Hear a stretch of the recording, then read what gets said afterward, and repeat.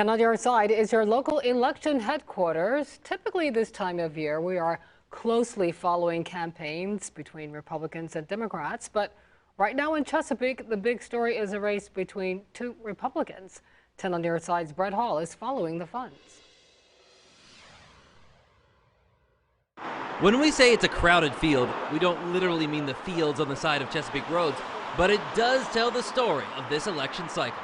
The air is being sucked out of the room by so many candidates. Due to a change in state law, for the first time, candidates for city council and school board are on the same ballot as those running to represent you on Capitol Hill. Old Dominion University professor Ben Molesky says many of these people that will be coming out to vote will not be focused on municipal races. They will just happen to be on the ballot. They'll be focused on their congressional races. So breaking through the noise with your message may take a new strategy. According to the Virginia Public Access Project, Councilwoman Susan Vitale is the top fundraiser in this race, garnering roughly $60,000 in her war chest so far. 4 years ago, she spent half of that to win the whole thing. Obviously, moving to a November election, I knew that that was going to be a big part of what we needed to do. The second top fundraiser in the race, political newcomer Amanda Newens, she's raised upwards of $50,000. However, she has also been the subject of controversy. Several weeks ago, a lawsuit was filed by her great aunt accusing her of elder abuse.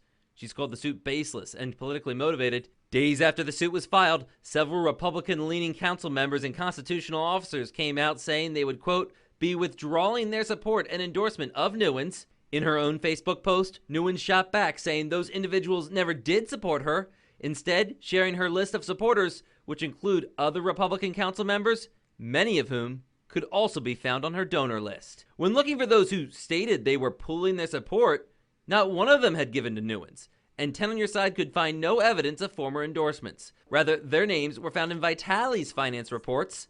Her largest donor is a PAC operated by Councilman Robert Ike. His name's on that statement. You have not said anything about that. Why is that? I'm focusing on my campaign.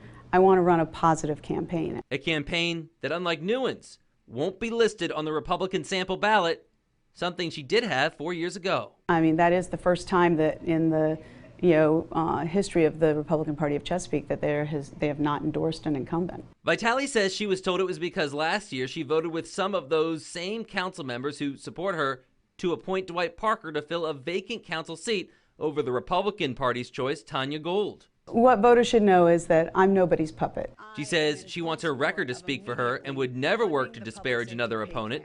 As for her take on an apparent divide within the local Republican Party, she says politics will be politics. Now, we did reach out to Amanda Newens for this story. She was not able to meet with us before this story aired, but did pass along a statement thanking her supporters. More on this story, including additional context, can be found on WAVY.com, and we'll see you right back here this time next week as we continue to go following the funds. Brett Hall, 10 on your side.